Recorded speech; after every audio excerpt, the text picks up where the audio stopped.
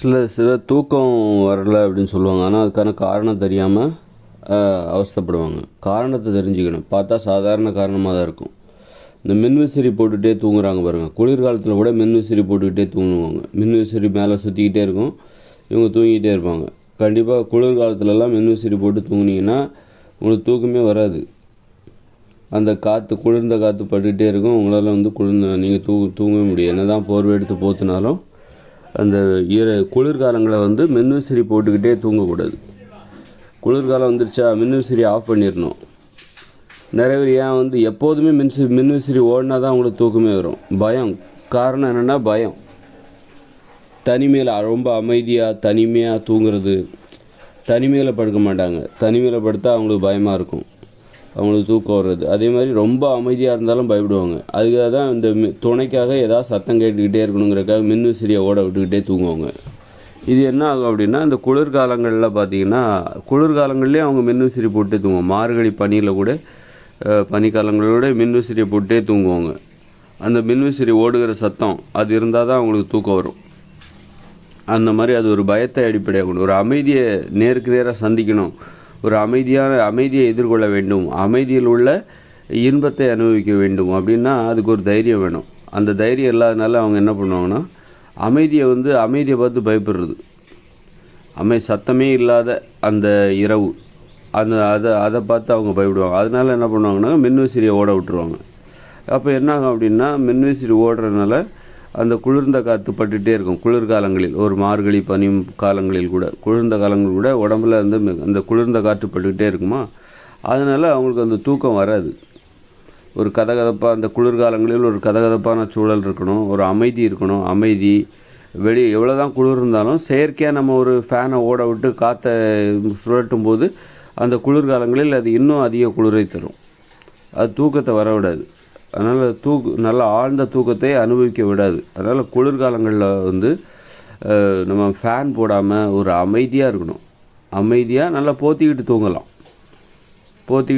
அது நேரத்தில் பெட்டில் படுக்கக்கூடாது. குளிர்காலத்தில் பெட்டில் படுக்கிறது சுகமாக இருக்கும் அப்படின்னு நினச்சிப்பாங்க. பெட்டில் படுக்கக்கூடாது, கட்டிலில் படுக்கக்கூடாது, தரையில் தான் படுக்கணும். தரையில் பெட்டை போட்டு படுத்துடக்கூடாது. இவ்வளோ தூங்குவதற்கு நம்ம இவ்வளோ விதிமுறைகளை கடைபிடிக்க வேண்டியிருக்கு.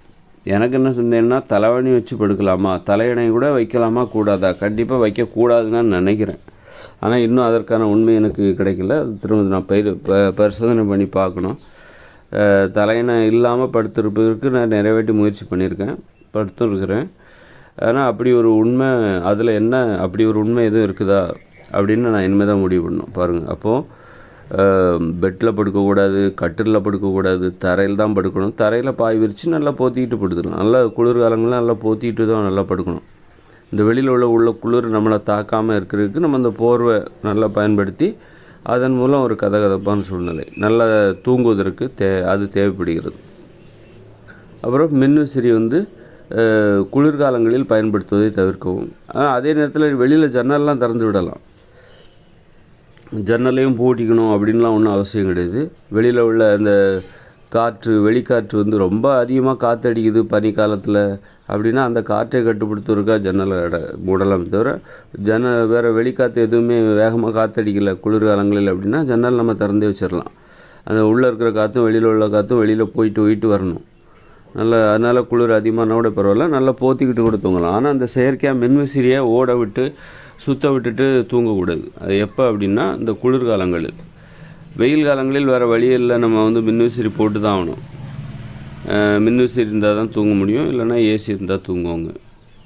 அதனால் வெயில் காலத்தில் அது தேவை. கண்டிப்பாக நல்லா தூங்குவதற்கு அது தேவைப்படுது.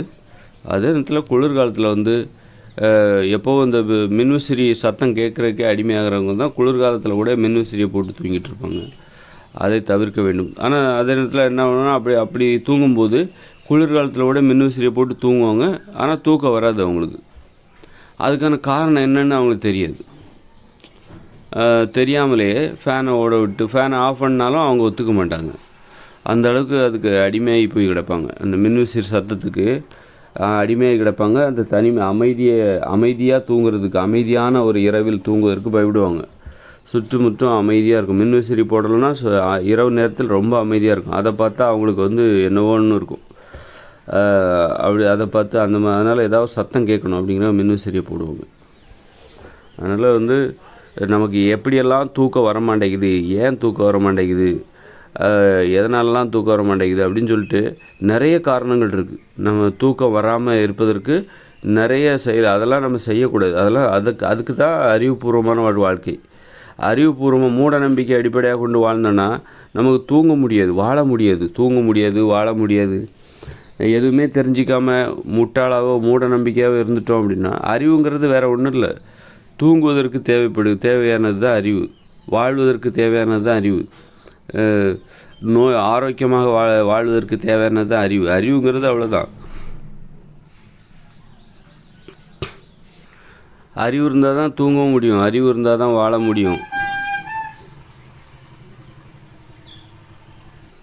அதனால தான் அறிவுபூர்வமாக வாழணும்னு சொல்கிறாங்க. மூட நம்பிக்கையெல்லாம் கூடாது. மூட நம்பிக்கை தான் நோய்களுக்கு காரணம். மூட நம்பிக்கையோடு இருந்தால் இந்த காரணங்களெல்லாம் கண்டுபிடிக்க முடியாது. ஃபேன் போட்டால் தூக்கம் வராது, இந்த மாதிரியான காரணங்களை வந்து கண்டுபிடிக்க. மூட நம்பிக்கைங்கிறது என்னது? அது ஒரு மூட நம்பிக்கைங்கிறது வந்து ஒரு பயந்தாங்குழித்தனம் தான். கடவுள் அப்படி மரணத்தை பார்த்து பயப்படுற, நோய், இப்படி நிறைய விஷயத்தை பார்த்து பயப்படுறது தான் வந்து மூட நம்பிக்கை. அப்படிப்பட்டவங்க தான் பெரும்பாலும் அமைதியை பார்த்து பயப்படுவாங்க. இரவு நேரத்தில் அமைதியை பார்த்து யார் பயப்படுவாங்கன்னா மூட நம்பிக்கை நிறைந்தவர்கள் தான் பயப்படுவாங்க. இந்த பேய் அப்படி இப்படின்னு ஏதாவது பேய் பயம் உள்ளவங்க அவங்க தான் வந்து இரவு நேரத்தில் உள்ள அந்த அமைதியை பார்த்து பயப்படுவாங்க. ஏதாவது சத்தம் கேட்டே இருக்கணும், துணைக்கு ஏதாவது ஒரு சத்தம் கேட்டே இருக்கணும். அப்போது அவங்க அந்த மாதிரி மூட நம்பிக்கையோடு இருந்தால் இந்த மாதிரி உண்மைகளெல்லாம் கண்டுபிடிக்க முடியாது.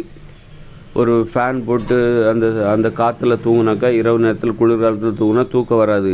இந்த மாதிரி சாதாரண உண்மைகளை கண்டுபிடிக்கணுன்னா கூட நமக்கு வந்து அந்த அறிவுபூர்வமான மூட நம்பிக்கை என்பது இருக்கக்கூடாது. இப்போ மூட நம்பிக்கைங்கிறது நம்ம தூங்குவதற்கு எதிரானது, உடல் ஆரோக்கியத்துக்கு எதிரானது, நோய்களை வர வைத்து விடும். அதுதான் வாழ்வதற்கு நல்ல மகிழ்ச்சியாக வாழ்வதற்கு எதிரானது. அதனால் அதுக்கு தான் பகுத்தறிவுங்கிறது. என்னென்னா, பகுத்தறிவுங்கிறது சாதாரணமான விஷயம் தான். உடம்பை ஆரோக்கியமாக வச்சுக்கணும், அதன் மூலம் வாழ்க்கையை ஆரோக்கியமாக வச்சுக்கலாம். நல்லா தூங்கணும், அதன் மூலம் நம்ம வாழ்க்கையில் சந்தோஷமாக இருக்கணும். ஒரு நோய் இல்லாமல் ஒவ்வொரு இரவையும் வந்து வாழ்க்கையை அனுபவிக்கிறதுங்கிறது என்னது? அதில் தூக்கத்தை அனுபவிக்கிறது தான். வாழ்க்கையை அனுபவிக்கணும்னா அறிவு தேவை. மூட நம்பிக்கையோடு இருந்தாக்கா வாழ்க்கையை அனுபவிக்க முடியாது. வாழ்க்கையில் தினசரி வாழ்க்கையில் ஒரு 8 மணி நேரம் 9-10 மணி நேரம் நம்ம தூங்க தான் செய்கிறோம். அப்போது அது தூக்கத்தில் வாழ்க்கையை அனுபவிக்கணும். ஆழ்ந்து அசந்து தூங்குறீங்களா? அப்போ அன்றைய தினம் நீங்கள் வாழ்க்கையை அனுபவிச்சிட்டிங்கன்னு அர்த்தம். அன்றைய தினம் ஒரு 10 மணி நேரத்தை அனுபவிச்சிட்டிங்க அப்படின்னு. இல்லை 10 மணி நேரம் நல்லாவே தூங்கலை அப்படின்னா அது நமக்கு ஒரு இழப்பு. ஐயோ, வாழ்க்கையை அனுபவிக்கலையே, ஒரு 10 மணி நேரம் நம்ம வாழ்க்கையை வந்து அனுபவிக்காமல் போயிட்டோமே அப்படிங்கிறது தான்.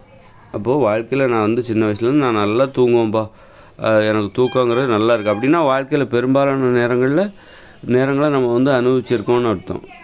தூக்கத்தையும் அனுபவிக்கணும். அதுக்கு அறிவு தேவை. மூட நம்பிக்கையோடு இருந்தால் நமக்கு இந்த மாதிரி காரணங்கள்லாம் தெரிய வராது. சாதாரண காரணங்களோட கண்டுபிடிக்கும். அதுக்கு தான் அறிவோடு இருக்கணுங்கிறது.